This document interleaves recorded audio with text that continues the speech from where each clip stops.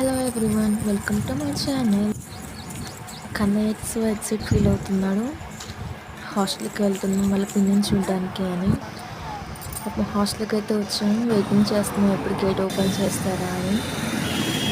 Hostel ముందు కూర్చొని ఉంటే తను వెళ్ళి పిలుస్తుంది వాళ్ళ పిన్నిని, రా బయటికి అని. తనకి వాళ్ళ పిన్ని అంటే చాలా ఇష్టం.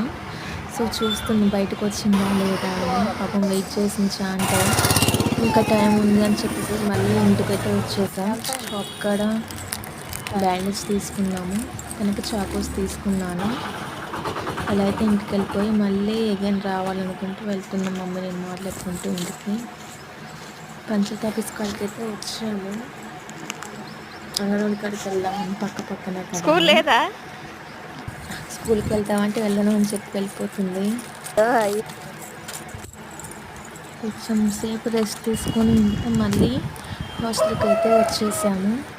హాస్టల్కి వెళ్ళేసరికి వాళ్ళ పిన్నిని చూసి చాలా ఎక్సైటెడ్ హ్యాపీగా ఫీల్ అయ్యింది.